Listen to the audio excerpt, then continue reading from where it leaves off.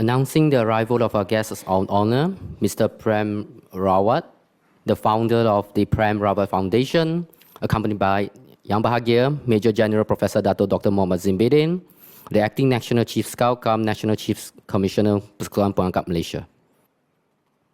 Our guest of honor, Mr. Prem Rawat, the founder of the Prem Rawat Foundation, Yang Bahagia Major General Professor Dato Dr. Muhammad Zimbedin, the Acting National Chief Scout Commissioner, the Acting National Chief Scout cum National Chief Scout Commissioner Persekutuan Pengangkat Malaysia, members of the National Scout Council, senior management of the Persekutuan Pengangkat Malaysia, members and guests, Datin, ladies and gentlemen, selamat datang and welcome to the Memorandum of Understanding signing ceremony between Persekutuan Pengangkat Malaysia and the Prem Rawat Foundation.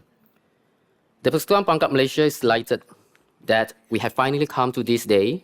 As you know, we had hoped that we will sign this MOU sooner. Furthermore, we are delighted that not just that the founder of the Prem Rawat Foundation is here, Mr. Prem Rawat, you are here in person to sign the MOU, but also for what it represents. Today, we are taking the partnership between Persekutuan Pengangkat Malaysia and the Prem Rawat Foundation. This is indeed a historical moment and day for all of us here today.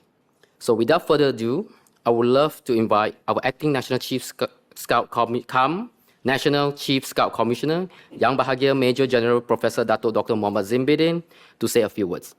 Please welcome.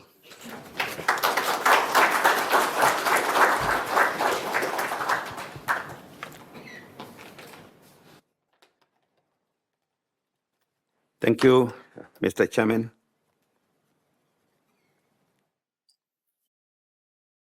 Bismillahirrahmanirrahim. Assalamualaikum warahmatullahi ta'ala wabarakatuh. A very good morning, salam sejahtera, and salam pengagap. The Honorable Mr. Prem Rawat, founder of the Prem Rawat Foundation, the Honorable Datin Paduka Dr. Santa Kumari, members of the National Scout Council, Scout leaders, and ladies and gentlemen. Today is a very historical day for Persekutuan Pengangkat Malaysia because we have with us today the Honorable Mr. Prem Rawat, the founder of the Peace Education Program. Today is Prem Rawat's first event in Malaysia. This year, because before this we all confined under the movement control order. And he is here today as part of a 3-week tour of the country. We welcome him to the national headquarters of the Malaysia Scout Association. When Datin Paduka told me that we would like to sign this event at the hotel, I suggested to her, please kindly invite Prem Rawat here because he is such a world figure. Perhaps we can leverage with him to make the Malaysian Scout Association more known nationally as well as internationally. For your information, Mr. Prem Rawat, the world has 172 member countries. The world has more than 56 million Scouts. The Malaysian National Scout Association members is about 500,000. So we are a leading world organization in Malaysia, and the World Organization of the Scout Movement is the world's largest youth organization. Mr. Prem Rawat's program, which we have been participating in the last 3 days, is actually available across 5 continents, in 80 countries, and conducted in 40 languages. Today, more than 1,425 educational institutions and correctional facilities are currently running the Peace Education Program with over 300,000 people who have participated and changed their lives for the better. We are very honored and delighted today to have Mr. Prem Rawat with us to formalize the signing of the Memorandum of Understanding between Persekutuan Pengakap Malaysia and the Prem Rawat Foundation. In simple terms, this means that both our organizations can share expertise, resources, skills, and experiences. The last few days, we just concluded the first peace education program attended by about 30 young people and adult leaders. This will enable us to expand this program and shape the lives of our future generation. I have personally attended the program and have seen firsthand the effect of the peace education program among our young people and adult leaders. This session, held for the past 2 days, was held as part of our Scout Founders Day celebration year 2022. It is my hope that we can spread this legacy started by the Honorable Prem Rawat and contribute to the development of the nation with peace and stability. Ladies and gentlemen, the late Chief Scout of Malaysia, Tan Sri Shafi'i Saleh, had shared with me that he intended to bring both the Scout organization and the Prem Rawat Foundation closer so that we can provide and recognize a more sustainable and relevant peace education program for the country, which will empower the young people and adult leaders and recognize them as leaders of change to build our nation and achieve the ambitions of developing a truly diverse and peaceful society. With this MOU, I am delighted to realize Tan Sri Shafi'i's dream permanently, marking his legacy in the sense of time. Ladies and gentlemen, for your information, we had established the National Scout Academy on September 29 last year as a national platform to support and promote continuous education programs for Scout leaders and Scouts. The Academy organized the recent Peace Education Program, and soon it will roll out 2 accredited programs in association with a local university. There is the Professional Certificate in Leadership and the Professional Certificate in Scouting. And we hope to open these courses worldwide. We are very confident of developing Scouts who will be peace practitioners and peace educators for the nation. A nation at peace is a prosperous nation, and a nation that prospers can help create a better world. As a member of the World Organization of the Scout Movement, we are now introducing one of its key programs called the Messenger of Peace, or more well known as MOP.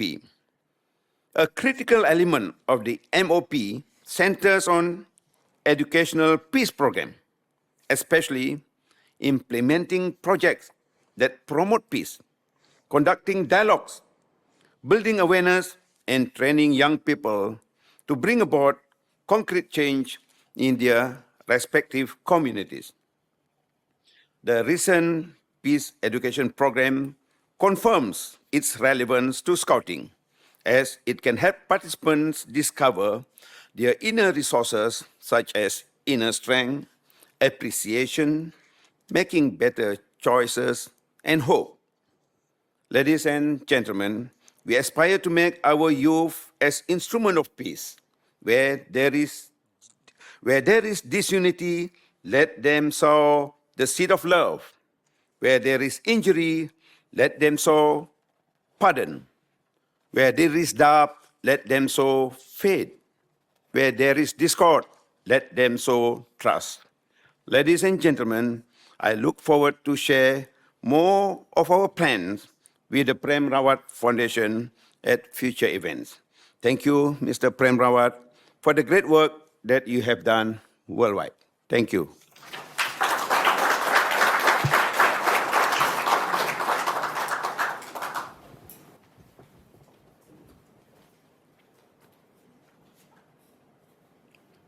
Thank you, Dato. Distinguished guests, ladies and gentlemen, we would also like to take this opportunity to invite our guest of honor, Mr. Prem Rawat, the founder of the Prem Rawat Foundation, to say a few words. Please welcome.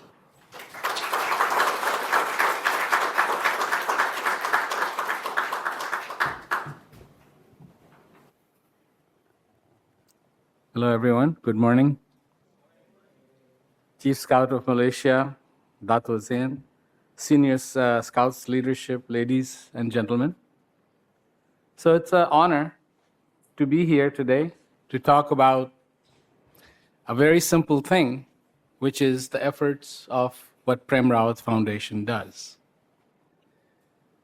To have this memorandum of understanding with the Scouts of Malaysia is indeed a very big step for the foundation.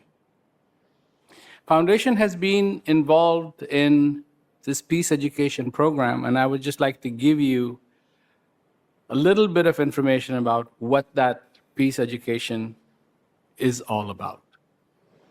We are human beings. At the end of the day, we divide ourselves with religion, we divide ourselves with how we look, we divide ourselves with male, female, this, that, privileged, underprivileged. But at the end of the day, none of that is really true. At the end of the day, we're just human beings, striving for a better world, to be happy, to be in peace, to have joy. These are the aspirations right clear across the whole world. It doesn't matter what country you go to, whether it's the United States, whether it's Canada, whether it's England, whether it's Australia, whether it's India, whether it's Sri Lanka, whether it's Saudi Arabia, whether it is Pakistan, wherever you go, the aspirations remain exactly the same. So, what is this peace education program? It was started quite a while ago in a very simple, basic format. And it started going out to people who were maybe not in a privileged position. Some were in prison. Now, when you're put in prison, one thing called hope disappears. It just disappears. Because you find yourself totally locked up, doors closed, and you don't know what's going to happen. Every day you try to survive, and every day that you are there is one day too long. You want to get out, but you can't. And you finally understand what freedom is all about. But here's the problem. When most of these people get out, they are so alienated. They are so alienated that they commit the crimes again and end up in prison again. We know committing crime once, and maybe you go to prison, you learn your lesson, you never do it again. No, that's not how it is. You do it again, and you end up in prison again. And this is what the prisons are full of. Because people are alienated from themselves. So what does peace education program do? Well, there is a state in India called Telangana. Peace education program was started in Telangana amongst 5 of these prisons. And as a result of the peace education program, 5 prisons in the state of Telangana were closed. Why were they closed? No repeat offenders. They would go and they would not come back. Because one of the things that when we lose our integrity, when we lose who we are, then we don't know what to do with ourselves. We think that society hates us. We think the God hates us. We think everybody hates us. And so what's the point? Who are we trying to please? Because we don't realize that most of the time we're trying to please other people. And since this technology thing has come along called the social media, here is the platform to prove to everybody that you are somebody. So people go take the impossible selfies, such impossible selfies that they get killed taking them. You know, if you go to Japan, there's a line and it says, and there are signs like, don't go beyond this line, because people would have their camera and have the high-speed train coming and they're taking a selfie and they're trying to get the shot and moving back further and further and further, and the next thing you know, they get hit by the train. Makes for a great selfie, but you don't get to enjoy the fame. This is what's happening everywhere. We're not trying to please ourselves. We're not looking at our strength. We're not looking at our possibilities. We're looking at other people's possibilities. If there are 5 buildings, and you are the 6th building in the middle, and an earthquake comes, and 5 of those buildings are demolished, should you go ahead and demolish yourself too? No. If you have a strong foundation, you will survive it. This is what peace education program is all about, is strengthening you as a human being. When you light a lamp at night, the light that comes from the lamp illuminates the path for everybody that comes in contact. It's not just the owner of the lamp. Light does not go, well, he's the owner and therefore I'm only going to illuminate it for him, not for anybody else. Whoever, whatever, be it a cat, be it a mouse, it makes no distinction. A strong individual is the light. It's not darkness, it's light. A weak individual is darkness. And especially in the realm, and we talked about this, the last event that I had here in Malaysia, and we talked about this, the strength that is required. And in this day and age, even more. More than you can imagine. And families try to provide it, but they can't always do it. Schools try to provide it, but they can't always do it. In fact, in some places in the world, schools become the learning center for everything bad. Not good, bad. This is what happens when that darkness is not addressed. So this is what peace education program can offer to the participants, the strength that is required. Not looking at it from any religious angle, not looking at it from any angle except you are a human being. And because you are a human being, you have what it takes to be strong from inside. You need to get to know yourself. The point is it going to rain? Of course it's going to rain. And will you one day, regardless of how you may actually own an umbrella shop and have hundreds of umbrellas, but one day you will be caught out in rain without an umbrella. Will it happen? Absolutely it will happen.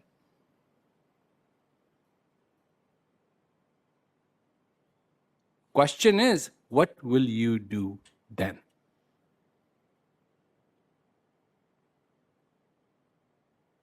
What happens when we come across something that we are not prepared for? Where do we look? Who do we look to? And if we do not know how to look towards ourselves, we're going to be caught short. One thing you will always have, so far you're alive, is you. You will always have you.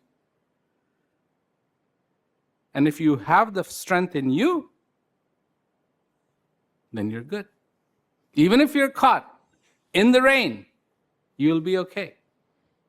You will be okay. Because you understand what is important. So I look forward, on behalf of the foundation, towards having this understanding and, like Datuk said, to be able to share the resources, to make both stronger, the Prem Rawat Foundation stronger and the Scouts of Malaysia stronger, so that more people can take the benefit and have the benefit of the peace education program. Does it work? It works. Believe me, the program works. And has it brought changes in people's lives? Yes, it has brought changes in people's lives. How far does it stretch? It goes all the way from hospice, where people are saying goodbye. And that is a very, very, very different type of thing. Because it's like, for other people in the family, they're just watching everything unravel. Everything that they never thought would ever happen, they're just watching it happen. And it's a very, very serious and powerful moment. And at the same time, the desire is to make it nice. How can you do that? How is that possible? There are police officers who are involved. They have to deal. I mean, can you imagine? There are people who like to wake up in the morning and have the gusto because they're going to have a great time doing their job. And you get a police officer, you get up in the morning, you know exactly what's going to happen. You're going to come across criminals who are going to hate you, who are going to absolutely flee when they see you. And they will do everything to harm you. I mean, can you imagine looking forward to that every single day except Saturday and Sunday? This cannot be a fun job to have. But this is what they have to do. And then they start to realize the potential that they have, the gratitude that they can have in their lives, the peace that they can have in their lives, the understanding that they can have in their lives. Things begin to change for them. And when they begin to change, their outlook begins to change. Even those people who would flee, they begin to change. Because they're not so afraid anymore. It's not fear-based anymore. Do you know how much our society has been shaped by fear? By fear? It is unbelievable. Fear, fear, fear, fear. From morning till evening, you're bombarded by fear. Students, they go to school. You better not fail. You better not fail. And the tape plays. Better not fail. Better not fail. Better. Instead of saying, we should pass.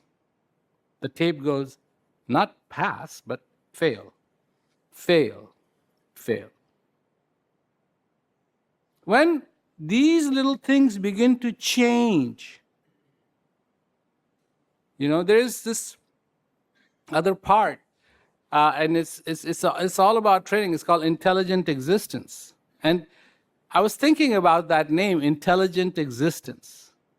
When something exists, not because it exists, but it exists because it has a purpose, it has a reason for existence, it becomes an intelligent design.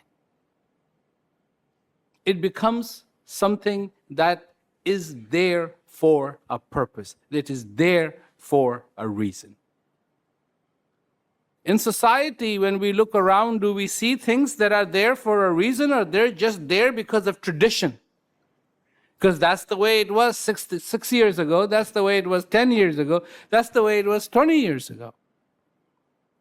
The youth carries the burden and responsibility on their shoulders to make the country successful. And it is their success that will be reflected in the country's success. It is their kindness that will be reflected in the country's kindness. It is their joy that will be reflected in the country's joy.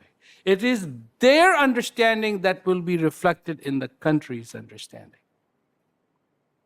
And these are the things that through Prem Rawat Foundation, because Prem Rawat Foundation actually does a lot of things. And one of the things that Prem Rawat Foundation does is has a Food for People program. And I cannot talk enough about that program, because we ended up, I'll make it very short, but we ended up in this one place in India, because we have it in Africa, we have one in India, we have one in Nepal. And the Food for People program was started, and it was like, well, how is this going to work? So, build a hospital. I said, no, we don't want to build a hospital. I said, build a school. I said, no, I don't want to build a school. So what should we build? I said, let's build a facility which will give these kids one-time clean meal, clean, healthy meal, and clean water. And we will teach them to wash their hands, the sanitary things that they can learn and do. So we began. And I said, look, I don't want to be, and nobody from the foundation should be involved in who should come and who shouldn't come to these facilities. We're going to have the local chiefs decide that. So doing it that way was away from politics, and it started. And something incredible happened. Not right at first. At first, the kids would come and they would be like, what do I do? And they're like, no, you wash your hands first. Just learned how to wash their hands. They would sit down, they started eating healthy food. And one of the things about the food was, it wasn't food from some other country, it was food that they were used to. So in Africa, it's food that they would eat every day. In Nepal, it's food that they would eat every day. But this is what started happening. Slowly, the health improved. We never built a hospital. We never built a hospital, but the health improved. The doctors found themselves sitting idle because nobody was coming to them. Many hospitals existed, little hospitals existed in that area, but our doctors were not doing anything. Then, the crime started to plummet down, down, down, because the families were saving enough money. Just one meal that their child was going there to eat, they could save that much money. They didn't have to steal. The crime went down. Didn't have to build a police station. Then, for the first time in the history of that whole area, the kids graduated from school and went on to universities. Didn't have to build a school. It was already there, but nobody was graduating. And what was happening? This one girl that actually I even interviewed her, She said she would wake up in the morning and her first duty was to collect cow dung. Her first duty was to collect cow dung. And then all of a sudden the breakfast would be ready and she would not have time to wash her hands and go have breakfast. After she started attending the food for facility people, it became obvious she had to go wash her hands first. She learned something. This is what that program has done. Same thing in Africa, same thing in Nepal. So these are really, really powerful things that the foundation is involved in. And we do not look at people's religions or whatever it is, you know. Wherever people need help, we want to give them help. And something amazing is happening in all these different parts of the world. Amazing, you know. And this is the efforts of the foundation. So I am very, very pleased that we are having this understanding between the two organizations, and something wonderful will come out of this, I am sure. So I thank you again for giving me this opportunity to speak. If you have any questions, I would be happy to answer. Right. My name is Manivandan. I'm a national commissioner. Just like to find out what's your plan for Malaysia specifically. You've been traveling all around the world. It's first time seeing you in person, so would love to hear what's your plan you have or your intention in Malaysia in terms of promoting peace here. Well, I have been coming to Malaysia for actually quite a few years, and I have always found people to be charming in Malaysia. And I find it very unique situation because you've got Malays, you've got Indians from Tamil-speaking Indians, and then you also have Chinese. And everybody gets along. I mean, you know, just people get along. You don't see that happening so well in Los Angeles. You don't see that happening in Chicago. And you certainly don't see that happening in England. But people just get along, you know, and amazingly enough, you know, when it rains, everybody kind of groups together under the bus stop or, you know, pulls out their little umbrellas. And however it is, people make it work. These are the very beginning and the first steps for peace. When we, as human beings, don't get along, you know, you are this, you are that, you're this, you're that, then we just get more fractionalized, and that doesn't go anywhere. So my plan for Malaysia is exactly the same for Los Angeles and for London and for everybody else, and it is to bring peace, the message of peace, to make people aware of what the possibility is. You know, the possibility in this life is not to be miserable. There are two walls, one wall that we came from, which is the day we were born, and then there's another wall that is going to be there, it's waiting for us. You know, for death you don't have to make an appointment. If you show up, you show up, it's fine. But it's there. And between the two walls is the possibility for you to flourish. And I want every human being on the face of this earth to flourish, not to be in misery and pain and suffering. So my plan for Malaysia is the same that I have for everywhere else. Having traveled the world, and then probably you have seen a lot. And when you see the condition here in Malaysia, basically we are almost like, I would say, a middle class, like plus minus, I'm trying to say is. So where do you think that your foundation will come into play, basically, or what are kind of things that you plan to have to emphasize to strengthen your ideas over here in Malaysia?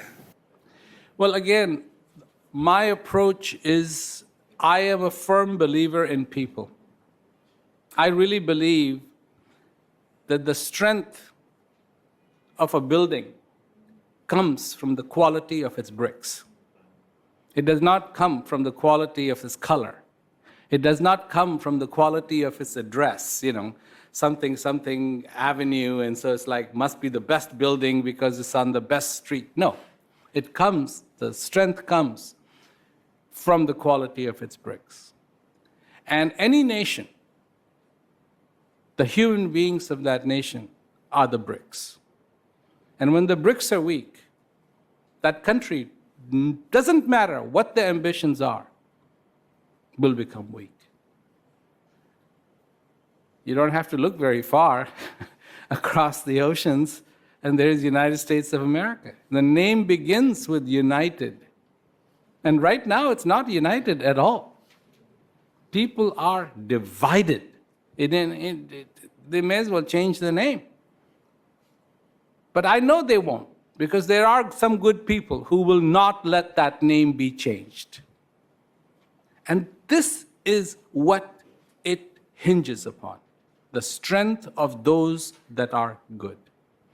Prem Rawat Foundation is really there to reach towards those people and to strengthen them more, who can have the resolve to provide that light in the midst of the darkness. So, reaching out to people and giving them the dignity. See, there is not too many programs that actually try to deal in giving people their dignity. They're charitable programs. They will give people a bowl of rice. But you know, that person receiving that bowl of rice wouldn't mind if they also got a little dignity. Because this becomes very difficult for people. When you lose, something happens. Hope goes away. You see that in races. People are running, and then all of a sudden they lose. And head goes. You just feel that somebody just stole something from them. But the foundation says, no, you still are a winner. And the winner isn't the one who crosses the line. The winner is the one that crosses this line first. The inhibitions that are in you go beyond them now. So that's what the foundation strives to do. And this is, I really hope that people understand that and that it becomes successful. Okay, so thank you very much, and we'll continue with the program. Thank you.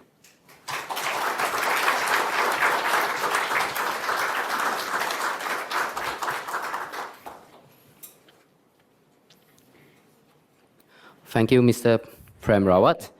Distinguished guests, ladies and gentlemen, now we have arrived to the pinnacle of our ceremony, the signing of the MOU. So I would like to take this opportunity to invite our Acting National Chief Scout, National Chief Scout Commissioner, Yang Bahagia Major General Professor Dato Dr. Mohammad Zin, to come on stage together with Mr. Prem Rawat, the founder of the Prem Rawat Foundation. Please, welcome.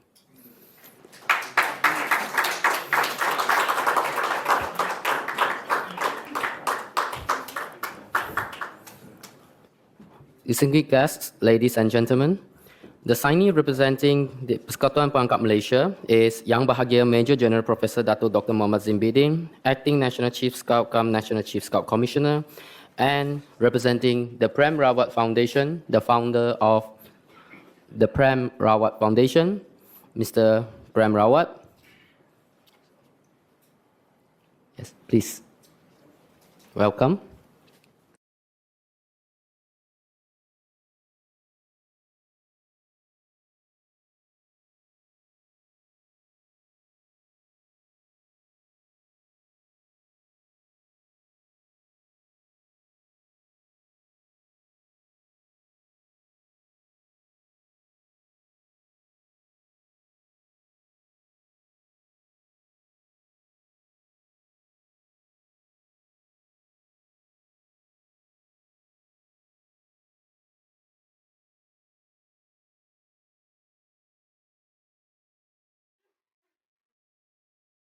Yeah, I was surprised. What happened to my signature? It disappeared.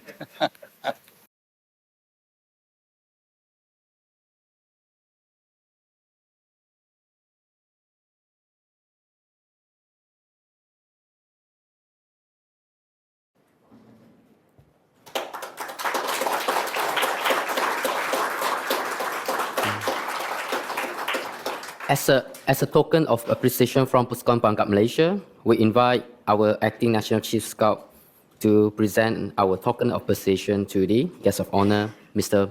Prem Rawat.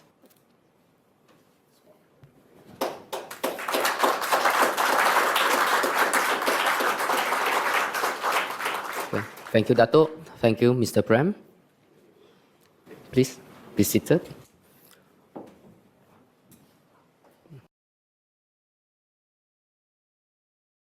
So once again, thank you for gracing our signing ceremony with your presence, Mr. Prem. So we'd like to invite Dato' Zain to accompany Mr. Prem to leave the hall. Thank you.